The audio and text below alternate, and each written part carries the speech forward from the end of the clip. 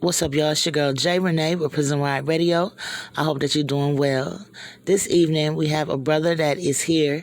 He is a part of Society First, and he is the criminal justice strategist. Okay, he's going to tell us more about Society First, why it was created, and he's also going to give us some knowledge on Florida that many of us might not know. Good evening, bro. How you doing? How you doing, Jay? Yeah, I'm doing good. Thank you for having us. Yes, most definitely. I want to let everybody know how I came across Society First is through Instagram, and I started following you. I'm not really sure how to give you maybe people that you might want to follow, and I think that you came up on my timeline, and I was really impressed with the things that you were putting out. Information that information is power. So tell people a little bit about Society First, and why it was created. What's it supposed to do? Okay, so we got tired of the punitive nature of the system down here in Florida, and they produced a system, a criminal justice system that just exponentially made the problems worse within our communities. And they were putting out people that should be released because they weren't even rehabilitated at the point. So we basically wanted a restorative criminal justice system to be in place in Florida that would rehabilitate the individuals being released back into society. Okay, and at the time, we shed the light that Florida leads the world in life without parole sentencing per capita. And we just found that extremely perplexing for a state within the land of the free to actually lead the world per capita in life without parole sentencing. Basically, a walking death sentence. Right. And when you can combine 30 other states total number of life without parole sentences, and they still would fall short by 1,000 when compared to Florida, is astronomical. So we started looking at the whole system, and we realized that it came from the 1800s. These are when the life sentences began. In 1863, they abolished slavery, and 2 years later they created indentured servitude within our Constitution. A year after that, they created and they started sentencing people to life without parole, and leasing these individuals out to be worked, not as slaves, but as criminals. Right. And this is an evil that is still interlaced within our politics, in our legislation, statutes, and everything else like that, because the law has never changed. In 1885, and this is what the movement we're doing today in Florida, and that movement is in all these life sentences that have been after generation after generation after generation, has culminated into what you see today. They're all illegal, against our Constitution. Right. And because in 1885 they recognized the evil that was being done, and they tried to curtail it by writing in their Constitution that under excessive punishment, Article 1, Section 17 of the Florida Constitution, that indefinite imprisonment is forbidden. So excessive punishment, indefinite imprisonment, is conjunctive in nature. So it is saying indefinite imprisonment, which is being placed in prison for the rest of your life, is forbidden. Yet they have ignored that law for 135 years. Okay, where it used to be about crop holders, it is about shareholders now, and that is what we're at war against. Right. And I want to make sure that our listeners understand that he says that Florida has the highest rate per capita of parole, or people that's incarcerated without the possibility of parole in the whole world. So not just the United States, this is the entire world. So I want y'all to keep in mind, how gigantic that is. So let me ask you this, brother. How is it that Florida, or, in what you think, is able to get away with this? Is it because people don't know? Is it, what do you think? What's your opinion on that? Okay, so they have cultivated cultivated a system tough on crime policy, and they control the masses' decision to not come against the tough on crime policies because they control it with fear. Okay? But if we bring a restorative criminal justice system to Florida that heals rather than destroys those who are incarcerated, then that fear would leave. Okay. You know? Yeah. And with that being said, I just got a call, sorry about that. And with that being said, because they say that these criminals are victimizing you and they will victimize you again, then the citizens of Florida are saying, don't let them out. Right. You know, and a lot of them are older individuals that have come to Florida to retire. You know, so they've lived their life and they've laughed, you know, now it's time for leisure and just, you know, to live their last days. Right. You know, and they don't want to be preyed on.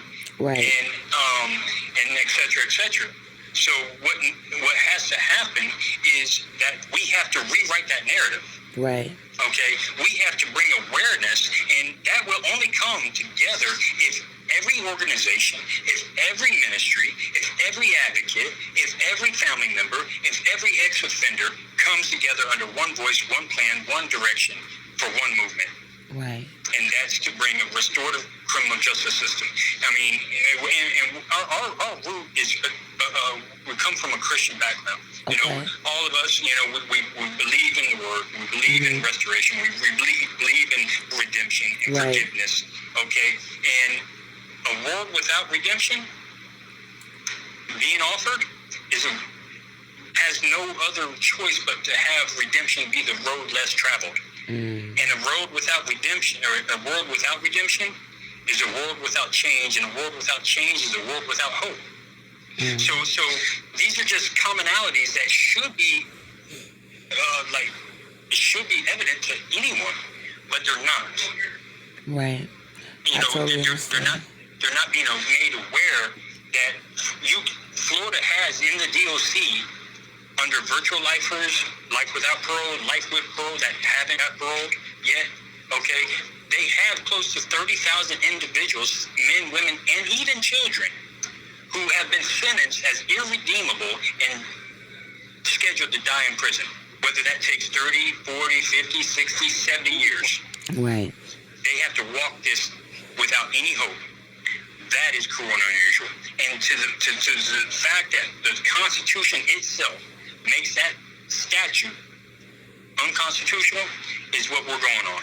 And we're going from prison to prison, having social gatherings outside the prison, announcing to those men and women who are looking out from within, who have had no hope, we're going to give them hope, who have been unable to dream, to be able to dream again, you know, and to be able to live again, okay? Because they're not alone.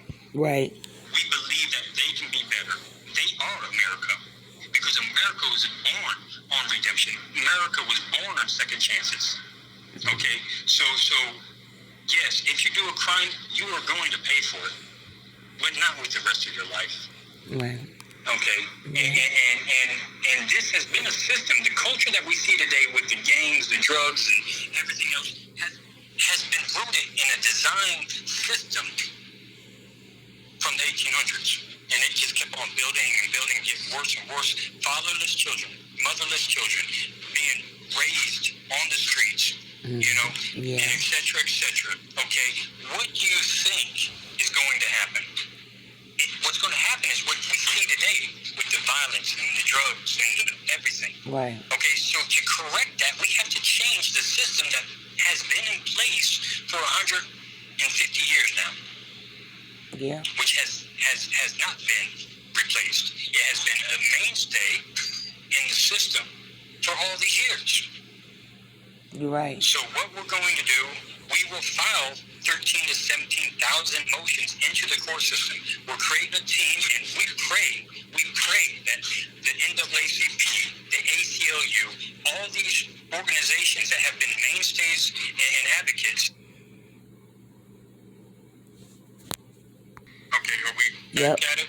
Yeah. Okay, so the NAACP, the ACLU, these are mainstays in the advocacy world. And what we need, they have lawyers, they have followers, they can buzz people into these rallies. Right now, we're relatively a new but aggressive and innovative nonprofit organization that seeks to reform the system. Everybody else has been going to a legislation, and trying to get the legislatures to do this, trying to get the governors to do that. But we're done with that. We're done wasting our time, our energy, and our money on doing something that falls flat at the the House of Representatives floor. Okay, and by being done with that, we're tired of accepting the crumbs that fall from the legislative table. We're going to go ahead and make our own table. And we're going to ask them amicably to come and sit at our table. Because if not, we will file 13,000 plus motions into your court system all at the same time. And you will have to face all of these motions. And it will gridlock your system. And you will say, how dare you gridlock our system? And we're going to say, how dare you ignore the Constitution that you swore to protect? Right. And so you have to meet aggression with aggression, and then you have to be able to come and say, hey, there is a solution. Look at our ready or not proposal. Incentivize your system. Incentivize parole. Make a filtering system that will effectively reform and organically reform and rehabilitate these men and women. Okay, let them go from ex-offender to community builder. Right. And be responsible for the cultural shift that has changed America, that will change America. Right. You said a mouthful there, bro, but I'm definitely with you. Let everybody know how they can find out more about Society First, how they can support and things like that. Okay, so you can go on society dash, like a hyphen, society dash first, the whole word, society-first.com. That's our website. You could go on society dash first, the Facebook page. You can see our rallies and everything that we've started. And those are our two main things. We're putting everything else together, our YouTube and everything. We have everything that came out of pocket, and we pay for everything ourselves. Just since January, we really came out during our inaugural conference in January, and ever since then, we just Reform Dream Corps. Reform Alliance came and spoke at the conference. Dream Corps came. Neil Goals, from FRC. These big organizations, they really, truly, they all say we want to end mass incarceration. Well, they need to come and actively be a part of getting people at these rallies. All right, so yeah, bro, I gotta definitely commend you on all the things that you're doing. And, the information that you have, information is definitely power. And I didn't know about, Florida pretty much, or not even pretty much, Florida breaking the Constitution for the last 135 years, And that's part of bringing people to awareness. Nobody really does. And it's been raised before, but not like we're fixing to raise it, and not under the same argument. And what the erroneous ruling that they gave to deny it, we've destroyed. Right. For sure. Well, we're definitely going to get this information out there. I think, of course, the more people that know, the better, the more eyes on it. We got to watch these people do the right thing because they're not going to do it on their own. I think you know that. So I do want to ask you this, bro, before we wrap it up. Do you have anything that you want to say to the men and women that are incarcerated? Just, anything that you want to say. Absolutely. I want them all to know that they're not alone. We're really, truly the first organization that has, in Florida, that it really has sunk its teeth into abolishing these illegal life sentences. Okay? And they're not alone. And we have a team of lawyers that will represent every single lifer pro bono. Okay?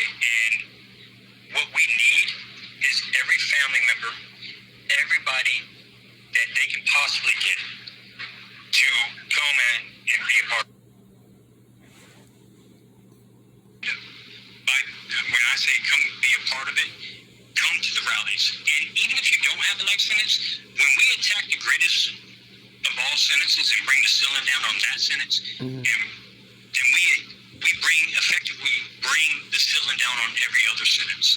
Okay, because if we are successful, or when we are successful in bringing an incentivized parole system, then everybody will be available to receive that early release.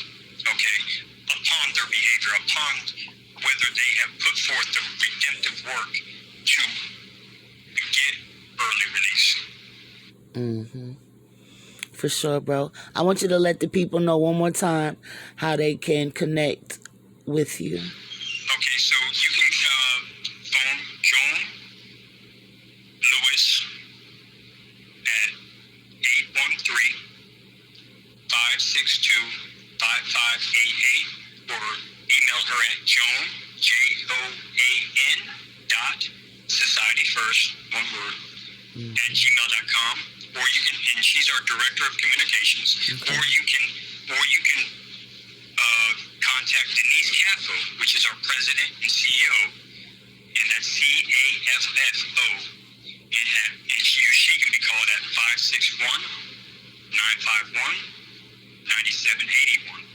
561-951-9781, or emailed at reform@society-first.com.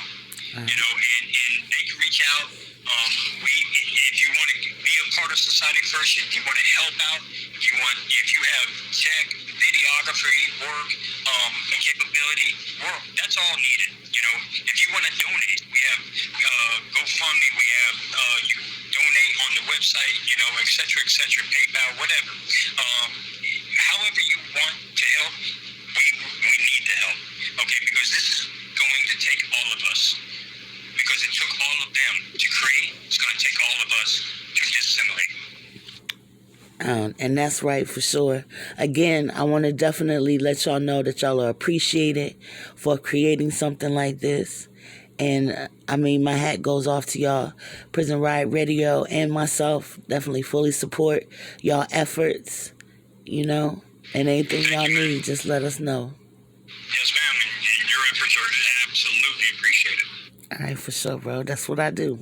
Yes, ma'am. All right.